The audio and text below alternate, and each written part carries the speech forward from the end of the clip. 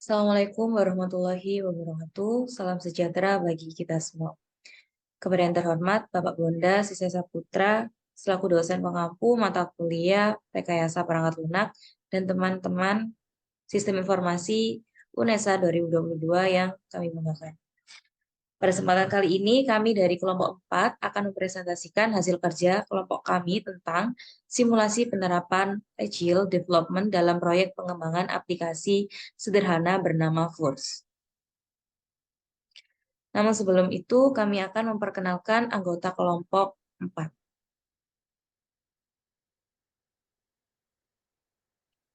Yang pertama ada saya, Nafla Aurelia, dengan 3 digit NIM terakhir 038. Dan kemudian saya Donda Fawas Muhammad dengan NIM terakhir 045. Saya Riyadi Masaputra dengan NIM 050. Saya Zahra Maharani dengan NIM 066. Dan saya Dimas Indriansah dengan NIM 070. Baik, kami akan memulai presentasi kelompok kami. Yang pertama akan dimulai oleh teman saya, Duanda. Oke, jadi yang kita pengen bahas dari program ini yang kita angkat itu adalah isu sosial di mana terjadinya ketidakmerataan di bagian furnitur karena furnitur bisa digolongkan sebagai barang-barang yang mahal.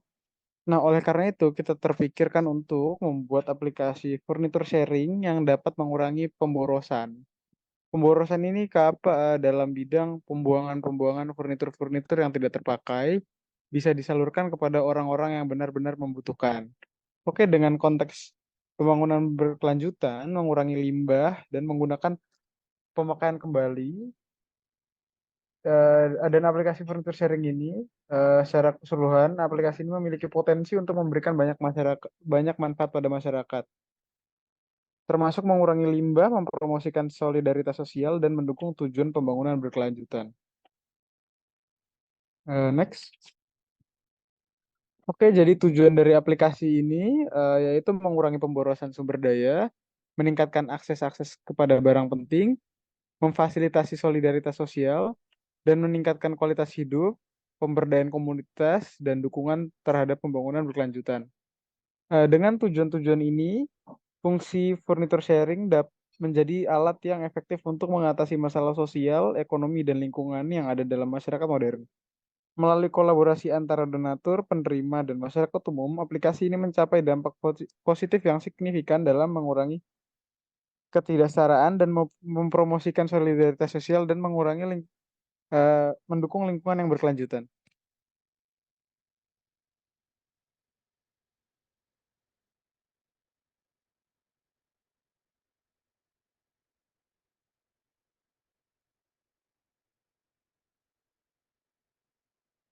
Kemudian untuk Agile Development.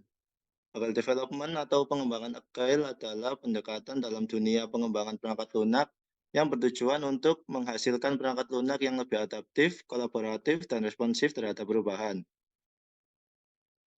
Ini merupakan konstruk dengan model pengembangan tradisional yang lebih berorientasi pada rencana dan dokumentasi yang lengkap sebelum menghasilkan produk akhir.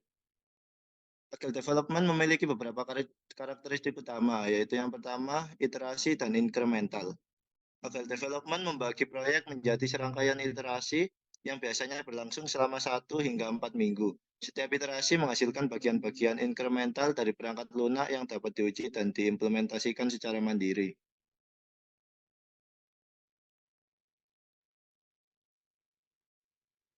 Yang kedua yaitu kerja kolaboratif. Tim pengembangan bekerja secara erat bersama-sama, termasuk anggota tim pengembang, manajer proyek, pemilik produk, dan pihak lain yang relevan. Komunikasi terbuka dan kolaborasi aktif dianggap kunci keberhasilan. Yang ketiga yaitu prioritas berbasis nilai. Fitur atau fungsi yang memiliki nilai bisnis tinggi diprioritaskan.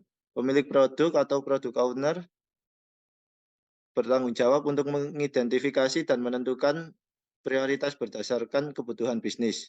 Yang keempat, perubahan selalu diterima. Agile Development mengakui bahwa kebutuhan dan persyaratan bisnis dapat berubah seiring waktu. Oleh karena itu, perubahan dalam proyek dianggap sebagai hal yang biasa dan tim harus dapat merespon perubahan tersebut dengan cepat. Karakteristik yang kelima yaitu pengujian berkelanjutan. Pengujian dilakukan secara berkelanjutan selama seluruh proses pengembangan. Ini termasuk pengujian unit, pengujian integrasi, dan pengujian fungsional. Hal ini membantu mengidentifikasi masalah sejak dini dan memastikan bahwa perangkat lunak tetap stabil.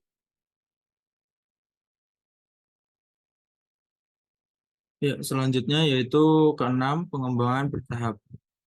Proyek dibangun secara bertahap dan setiap literasi menghasilkan bagian yang dapat digunakan dari perangkat lunak. Ini memungkinkan pelanggan atau pemilik produk untuk melihat kemajuan secara berkala. Yang ketujuh yaitu refaktor dan perbaikan terus-menerus. Tim pengembangan selalu berusaha untuk meningkatkan kualitas perangkat lunak dengan melakukan refaktor atau memperbaiki kode tanpa mengubah fungsionalitas dan memperbaiki masalah yang muncul. Selanjutnya yang ke-8 yaitu ritme kerja tetap. Agile Development menekankan ritme kerja yang tetap dengan literasi yang singkat. Ini membantu menjaga konsistensi dan fokus dalam pengembangan. Yang ke-9 yaitu multifungsional. Tim pengembangan biasanya terdiri dari berbagai peran, termasuk pengembang, analisis, pengujian, dan pemilik produk. Ini memastikan bahwa tim memiliki keterampilan yang diperlukan untuk menghasilkan perangkat lunak yang lengkap.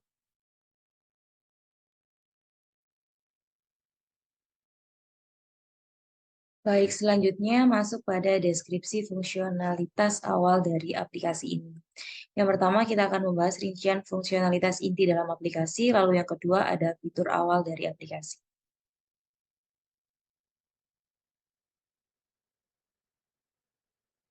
Rincian fungsionalitas inti dalam aplikasi, yaitu kami berusaha menghadirkan sebuah aplikasi yang berguna untuk banyak kalangan. Aplikasi ini diberi nama Force, yang nantinya akan memiliki fungsionalitas inti untuk berbagi lingkup furniture.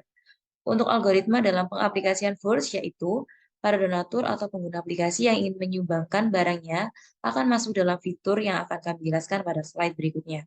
Setelah fitur selesai dijalankan, barang akan dijemput oleh calon pemilik baru di lokasi yang telah ditentukan oleh donatur.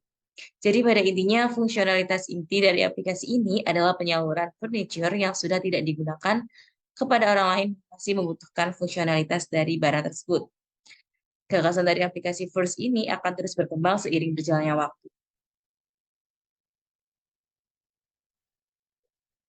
Bisa di next. Fitur awal dari aplikasi ini yang pertama ada fitur pendaftaran atau masuk. Fitur ini nantinya akan menjadi fitur pertama yang digunakan oleh pengguna aplikasi. Lalu yang kedua ada fitur profil pengguna atau akun. Fitur ini nantinya akan berisi kelengkapan data pengguna. Lalu yang ketiga ada fitur home yang akan berisi beranda seperti sosial media pada umumnya. Lalu yang keempat ada fitur posting barang yang diperuntukkan untuk para pengguna yang ingin menyumbangkan barang mereka yang sudah tidak terpakai. Lalu yang kelima ada fitur near me yang dimana pengguna dapat melihat lokasi barang yang terdekat dari lokasi mereka. Next.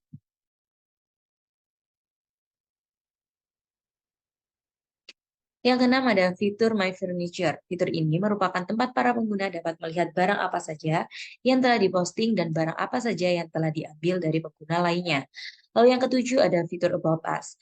Fitur About Us sendiri merupakan fitur yang mengenalkan tentang aplikasi itu sendiri.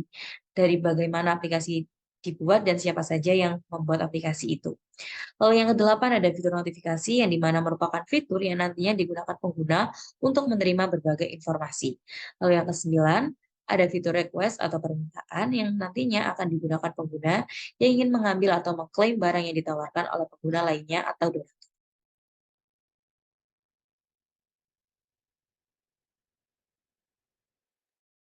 Baik, untuk selanjutnya adalah pengguna target.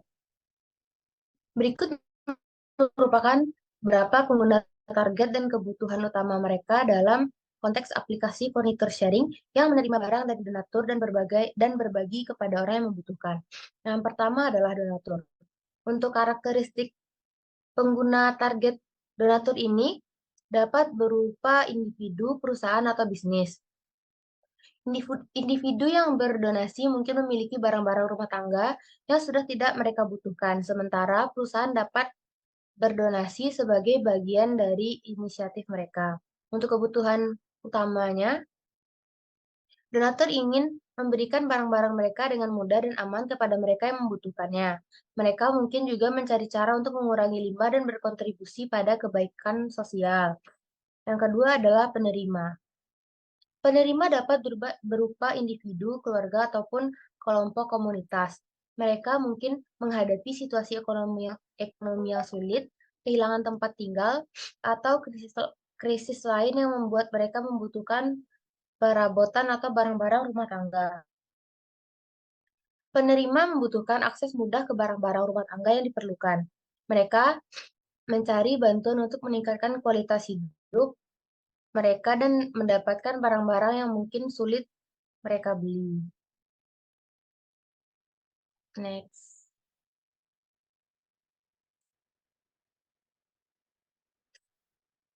Selanjutnya yaitu ada masyarakat umum. Masyarakat umum melibatkan individu atau kelompok yang ingin terlibat dalam inisiatif furniture sharing ini sebagai relawan, pendukung, ataupun penyelenggara. Masyarakat umum ingin berkontribusi pada keberhasilan platform ini dengan berperan sebagai relawan dalam pengiriman, pengelolaan inventaris, atau dukungan teknis. Mereka mencari cara untuk membantu komunitas yang membutuhkan. Dan yang terakhir adalah pihak yang peduli lingkungan. Individu atau organisasi yang peduli dengan isu-isu lingkungan dan ingin mendukung penggunaan kembali barang-barang rumah tangga yang masih layak. Pihak yang peduli lingkungan mencari platform yang memungkinkan mereka berkontribusi pada upaya pengurangan limbah dengan mendukung praktik penggunaan kembali dan mendukung lingkungan yang lebih berkelanjutan.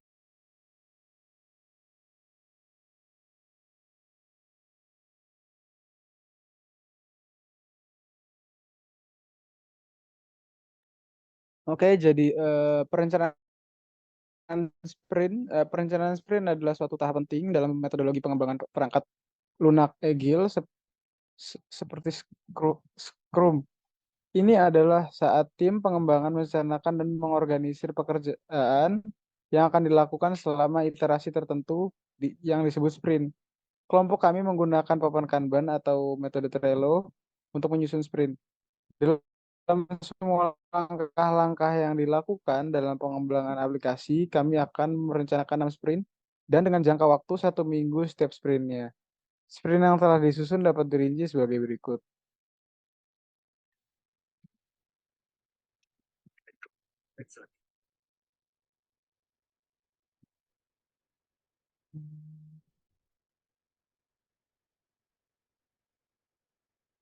Oke, jadi seminggu pertama itu kita menentukan judul aplikasi, menentukan konsep aplikasi yang dikembangkan, menentukan fitur-fitur yang tersedia, pembentukan laporan, dan awal pengembangan aplikasi. Di minggu kedua, kita menentukan desain logo, mendesain tampilan home, penyusunan laporan, simulasi penerapan agile, pembuatan papan Kanban dengan menggunakan metode Trello. Di minggu ketiga, kita desain fitur login, desain fitur profile, terus desain posting barang, dan desain fitur NIRMI. Next. Di minggu keempat, kita mendesain fitur My Furniture, desain fitur About Us, desain fitur notifikasi, dan desain fitur request. Di minggu kelima, pengujian pengguna aplikasi, review hasil pengujian, dan minggu keenam, evaluasi hasil pengujian pengembangan aplikasi first.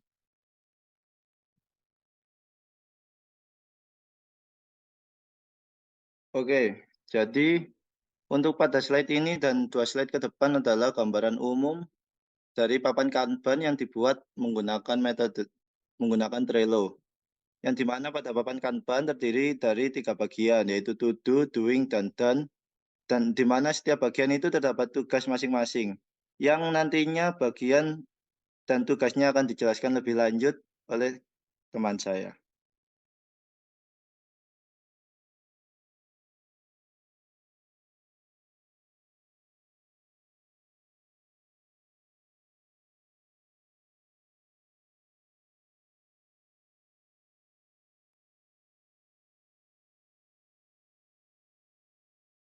Ya, di sini terdapat 3 bagian pada papan Kanban.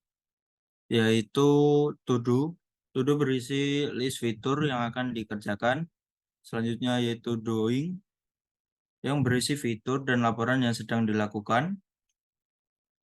Kemudian done, berisi laporan dan beberapa penentuan konsep dan judul yang telah dilakukan. Pada papan Kanban berisi hal-hal yang akan dikerjakan, sedang dikerjakan, dan sudah dikerjakan, juga dilengkapi dengan deskripsi per bagian fitur yang dikerjakan. Selain itu, bagan juga berisi siapa anggota kelompok yang akan melakukan pekerjaan tersebut.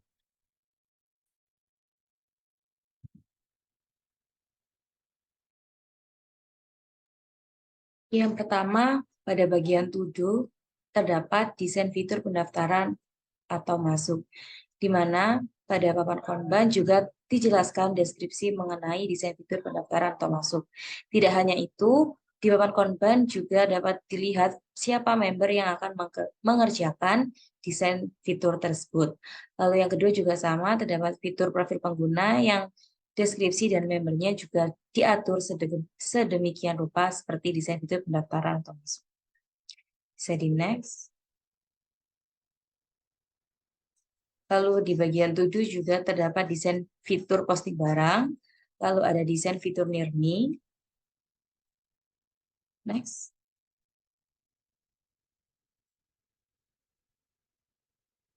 Lalu terdapat desain fitur my furniture dan juga desain fitur above us.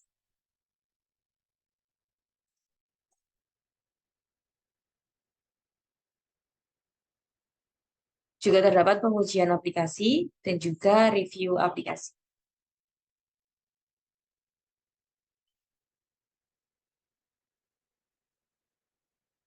Daya itu, di bagian 7 juga terdapat evaluasi serta pengembangan aplikasi.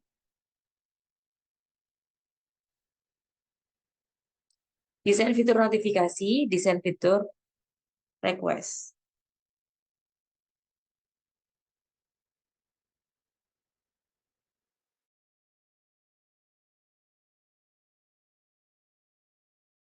Baik, selanjutnya yang kedua adalah doing. Di doing terdapat beberapa fitur. Yang pertama adalah desain tampilan home.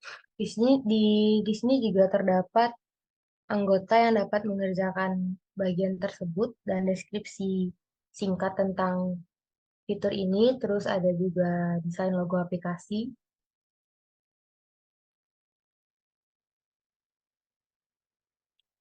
Dan yang terakhir adalah penyusunan laporan simulasi penerapan Agile.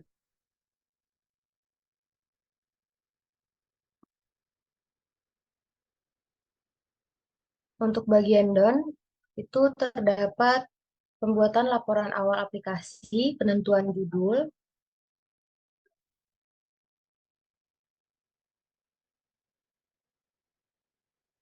dan yang ketiga ada penentuan konsep.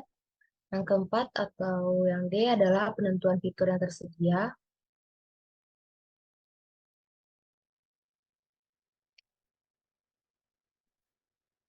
Oke, jadi ini apa implementasi atau sedikit gambaran dari fitur home yang ada.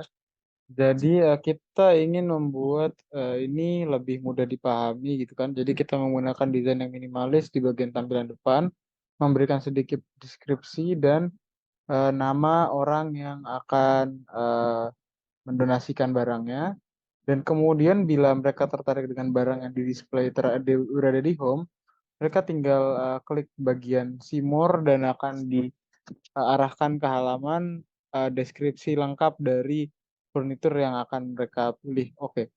Jadi ini yang kami baru bisa tampilkan adalah bagian home-nya dulu karena di minggu ini di sprint bagian ini kami baru menyelesaikan di bagian home-nya dan saya yakin di sprint selanjutnya akan mudah diselesaikan tampilan-tampilan halaman selanjutnya.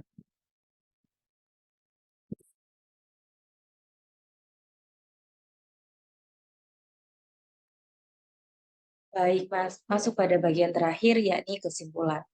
Jadi, Trello dalam perencanaan aplikasi menunjukkan bahwa alat ini menyediakan manajemen proyek yang efisien dengan mengorganisir tugas-tugas pengembangan ke dalam papan kerja atau papan Kanban yang mudah diakses, membantu meningkatkan keterlibatan tim dengan memungkinkan kolaborasi yang lebih baik dan visibilitas yang lebih tinggi.